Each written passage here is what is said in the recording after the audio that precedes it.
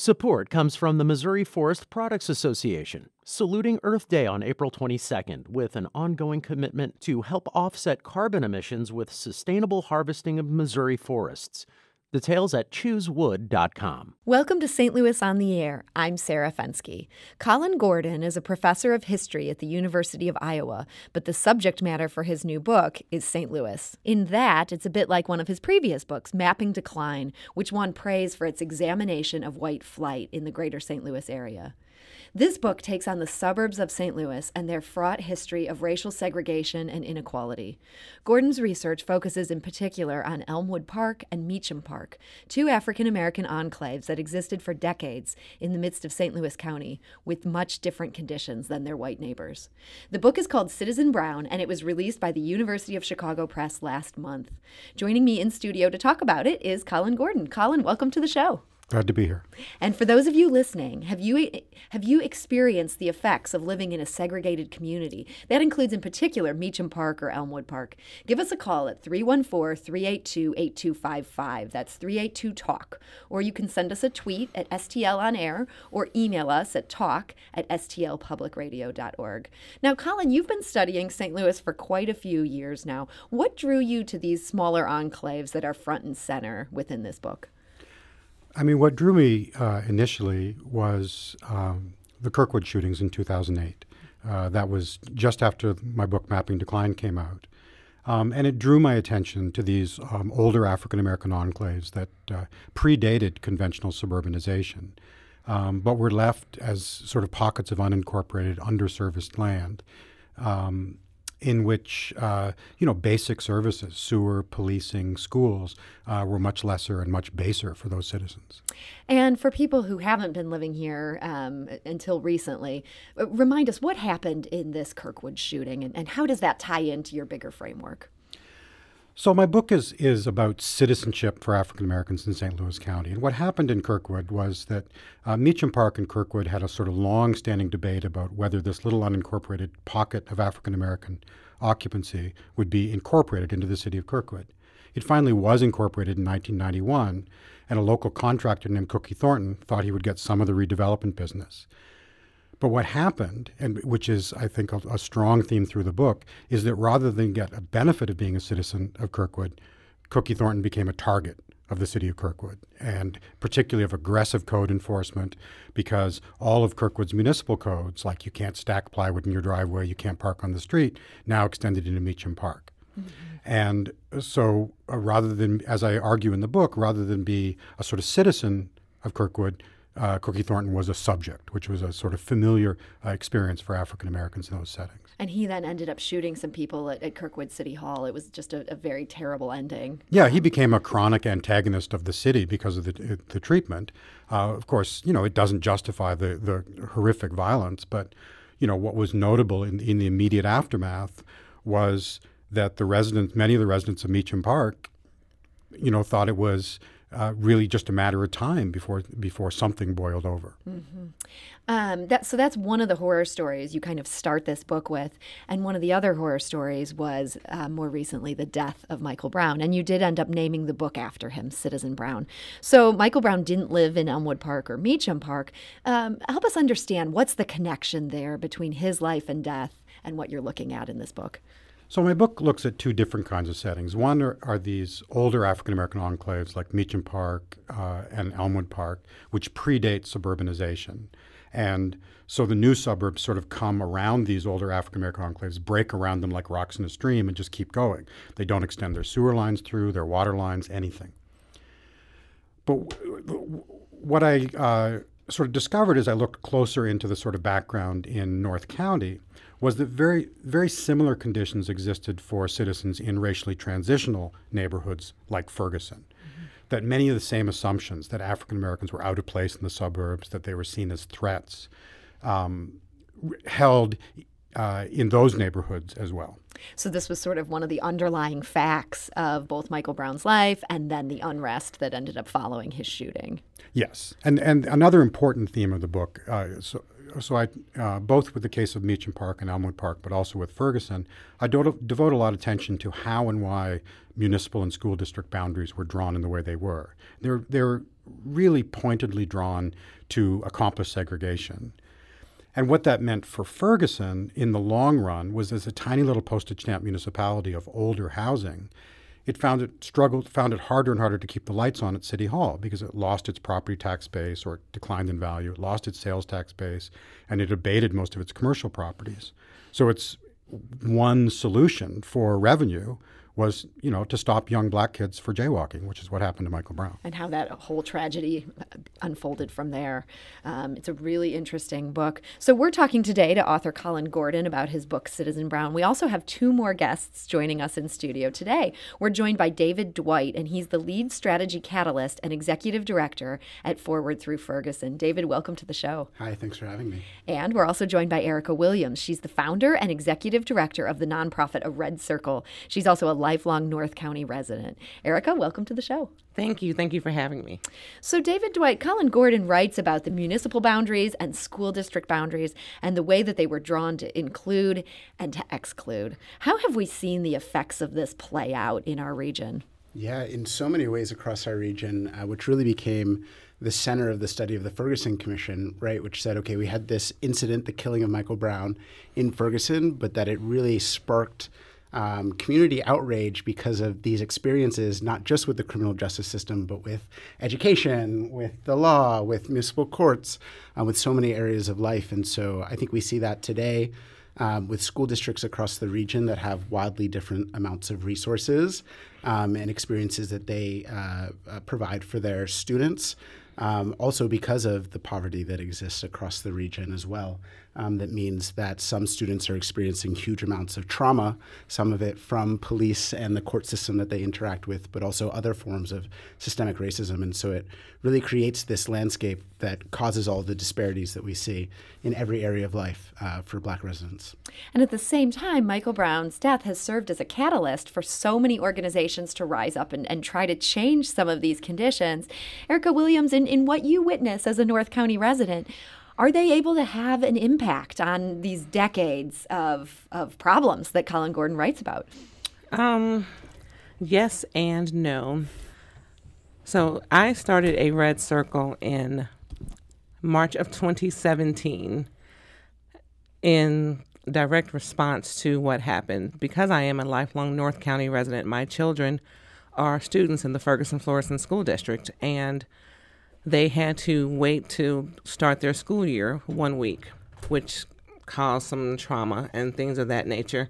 They had to wait because of the protests that had broken out. The protests that had broken out, there were safety concerns and things of that nature. There were still, traffic blocking the streets and all of that. And so the school buses couldn't freely travel through the streets in the school district. And so my kids had to wait.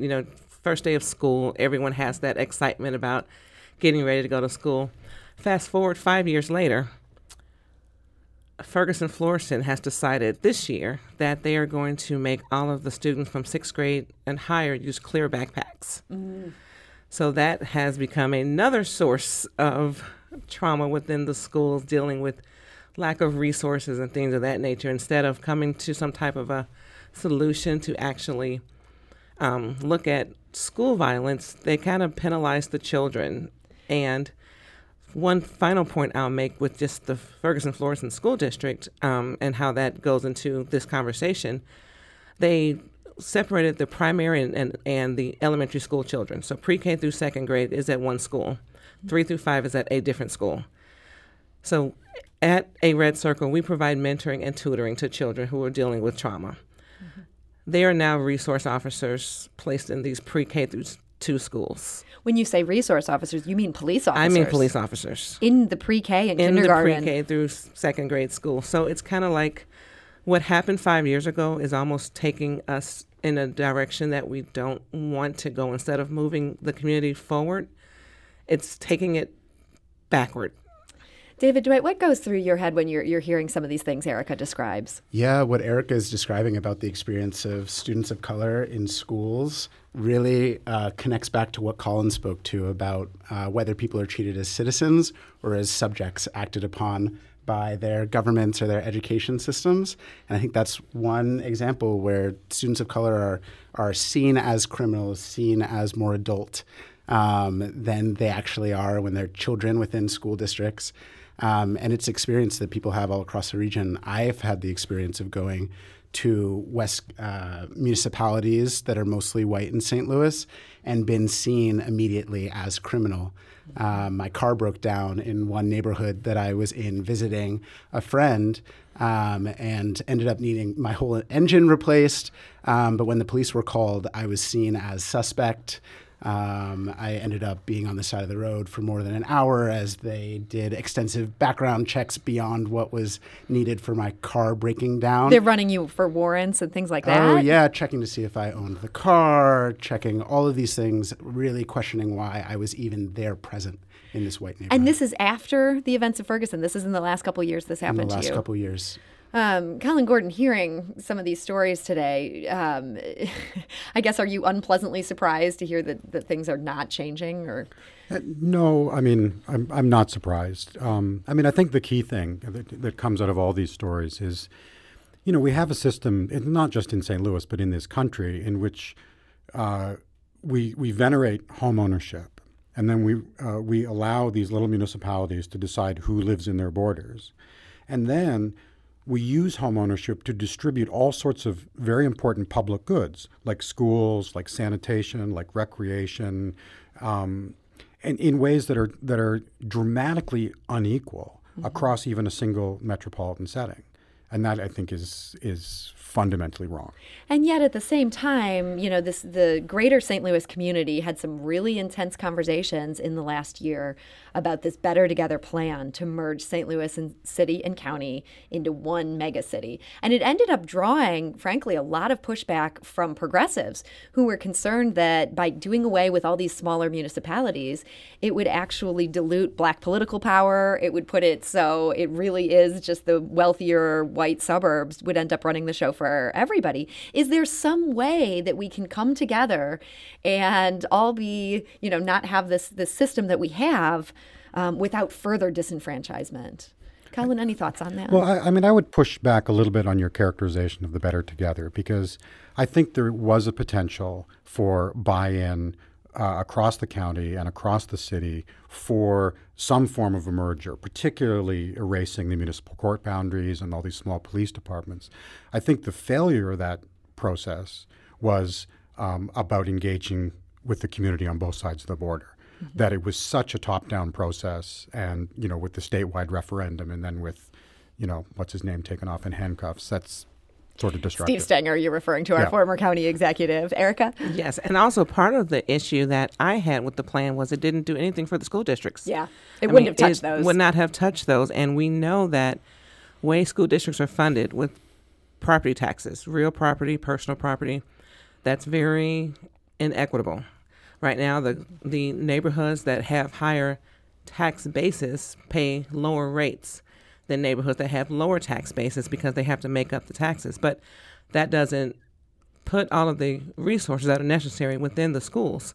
And so then schools have to look towards other funding like state funding, federal funding. But what that does is that just basically puts schools at a bare minimum. But I'm going back again to the Ferguson-Florissant School District because that's where my kids go. When my children were in 8th grade, for examples, they didn't have math books to bring home to do studying. They had to keep them at school because other classes needed them. And so my kids would bring home worksheets. Wow. And a couple of times, if the worksheet wasn't like typed correctly or copied correctly, it had typos. You can't learn angles and mx plus b, you know, and all that kind of stuff with typos. And so that's kind of things that we're facing. Yeah. Colin Gordon. So, I mean, the Ferguson-Florissant School District is really a great historical example of the core problem here, because back in the 1930s, you had the Ferguson-Florissant School District and the Kinloch School District. Mm-hmm. And the Kinloch School District was a large district that included what is now the municipality of Berkeley. Well, Berkeley, which was in an unincorporated area, didn't like sharing their school resources with Kinloch, which is 99% African American. So even though the schools were completely segregated, they wanted to split those tax bases. So the city of Berkeley incorporated in a little donut around Kinloch, isolating it completely. Kinloch then became the poorest school district in the state, and Berkeley became one of the wealthiest. And it wasn't until 1975 that the Justice Department said, this will not stand. You can't do that constitutionally. Yeah, and at which point Ferguson, Florissant, and Berkeley started fighting with each other as to whose fault it was. And the Justice Department said, okay, fine, you're all in the same district. And they created the Ferguson-Florissant district. That's an interesting history there. Yeah, and it really is that the landscape that we have now didn't plop out of nowhere. It wasn't just created yesterday. And I think Colin's book really illustrates this. Race shaped so many of the decisions, the municipal boundaries, our educational system that created what we have today. And I think while so much of our fragmentation was created because of race, consolidation is just a tool. And it really depends how we're applying that tool. You can apply a tool well and get great results, or really poorly and have a shoddy new system that just perpetuates the problems that we have now.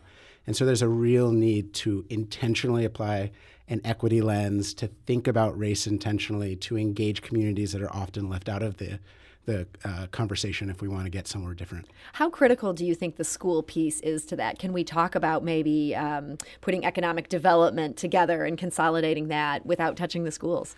Really, no, we can't. And I really appreciated how much pushback there was that schools weren't included in Better Together.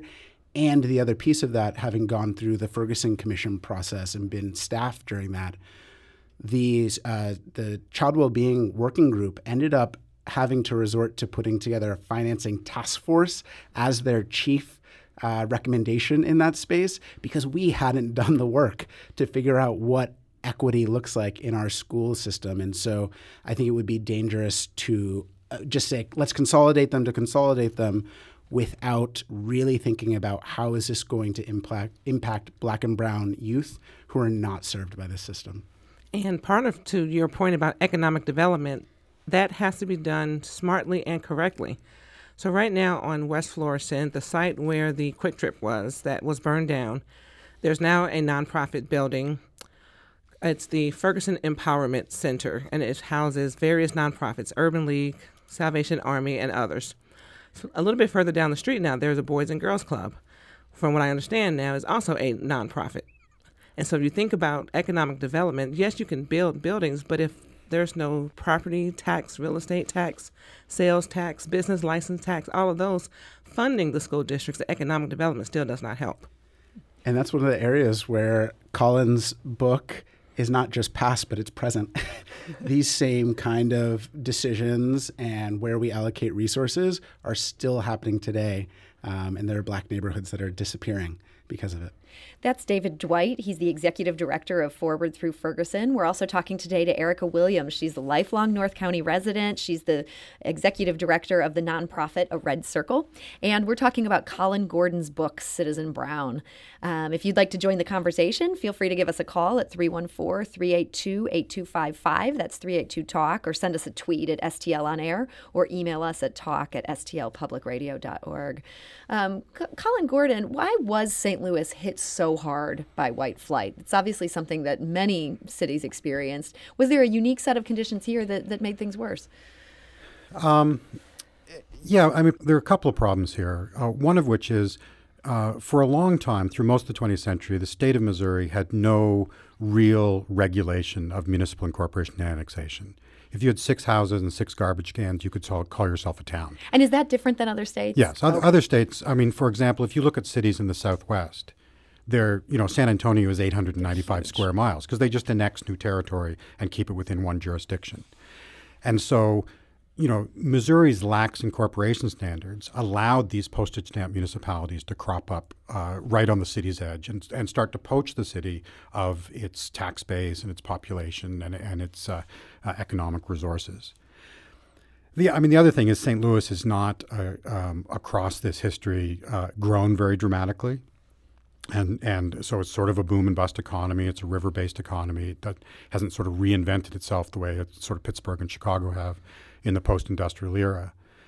So, it's a remarkable metropolitan setting whose population since 1950 has about doubled, but its land area has grown 12 times. And the north side of the city is now basically empty of residential occupancy.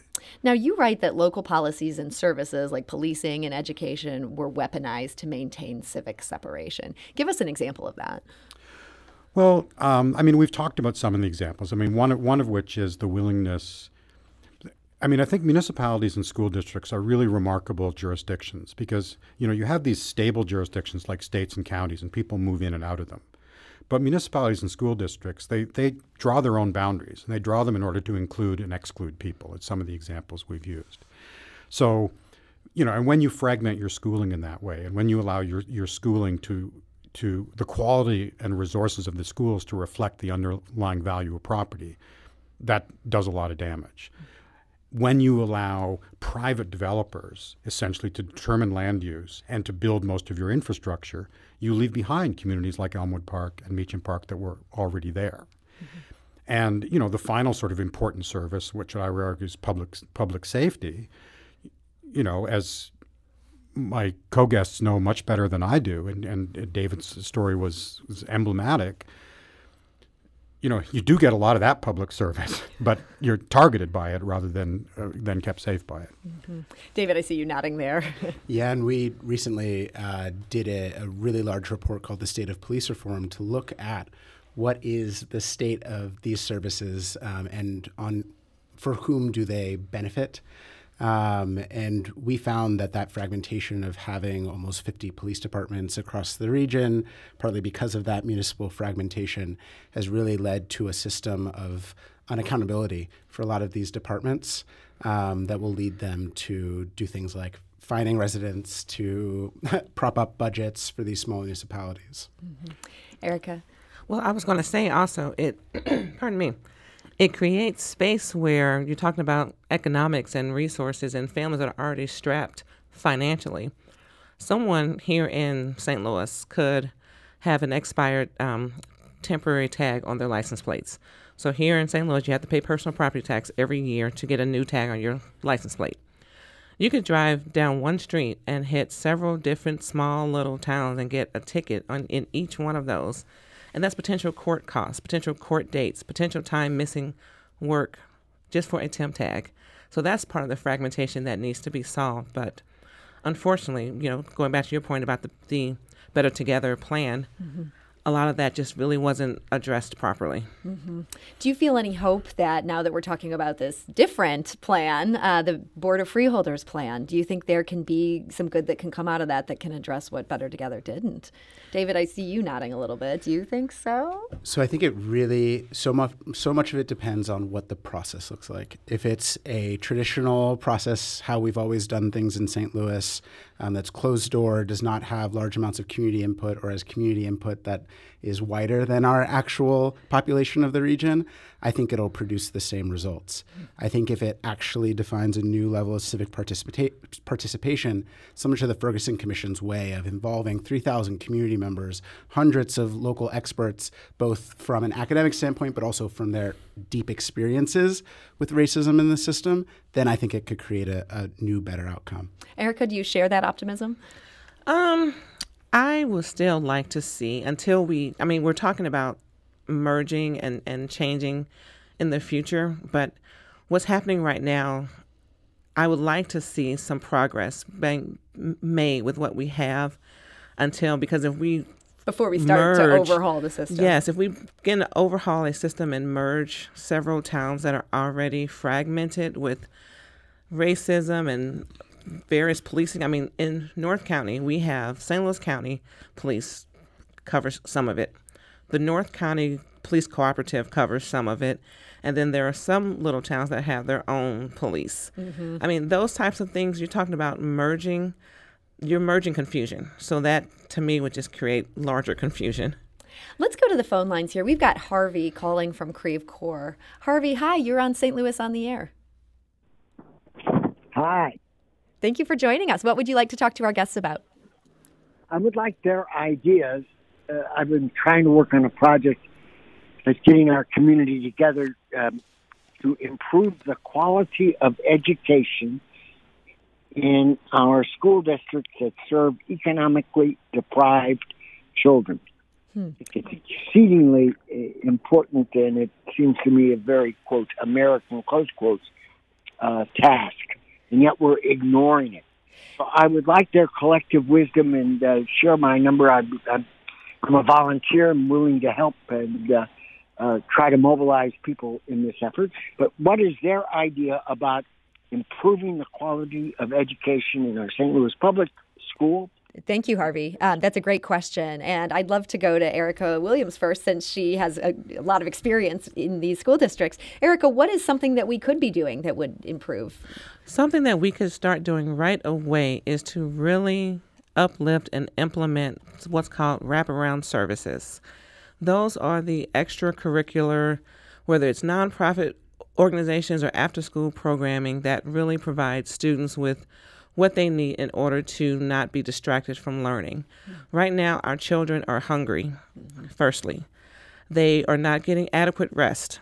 And so there are spaces that can be created within schools to provide food that is outside of the, your lunch and breakfast times.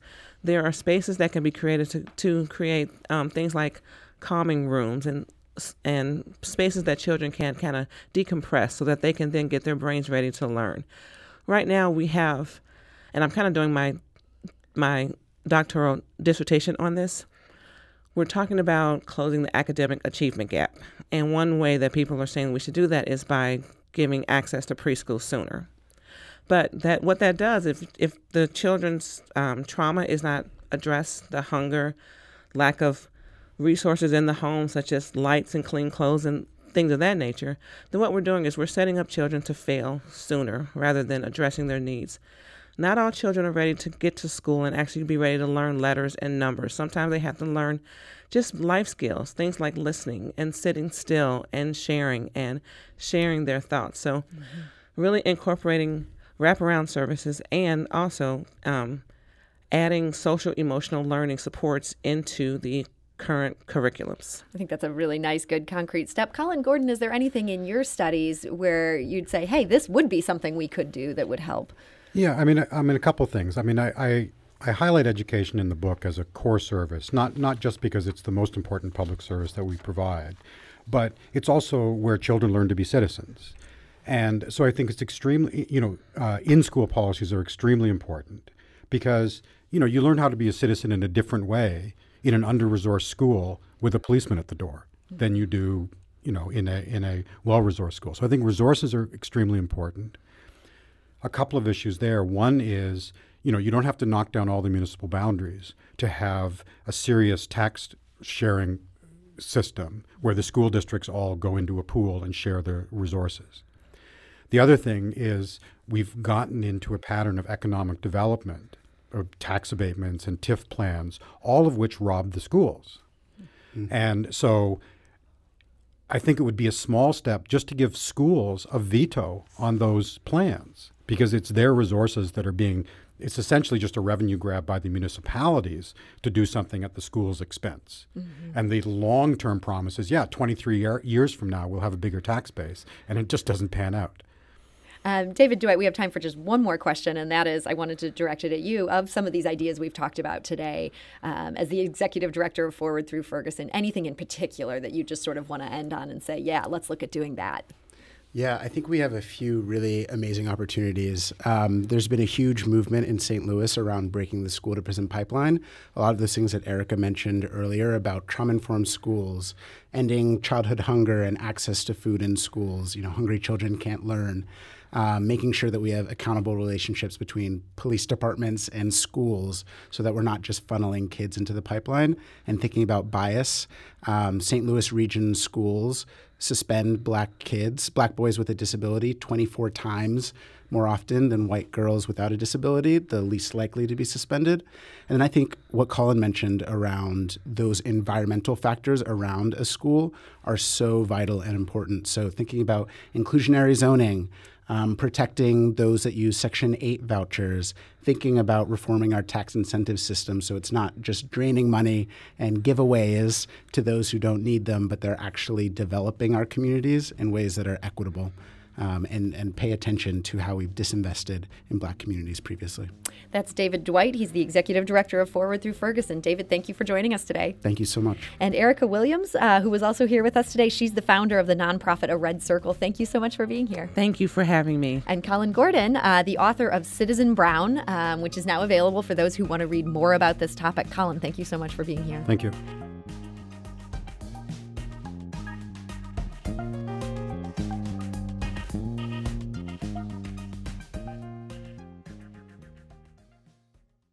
Support comes from the Missouri Forest Products Association, saluting Earth Day on April 22nd with an ongoing commitment to help offset carbon emissions with sustainable harvesting of Missouri forests. Details at choosewood.com. The Gateway brings you the day's news from the St. Louis region and across Missouri. It also includes stories from the Illinois side of the river and our Metro East reporter, Will Bauer. In Alton, in Belleville, in East St. Louis, in Edwardsville, in Cahokia Heights, at Scott Air Force Base, I'm Will Bauer, St. Louis Public Radio. Listen to reports from Will and all of our journalists weekdays on The Gateway, on the STLPR app, and wherever you get podcasts.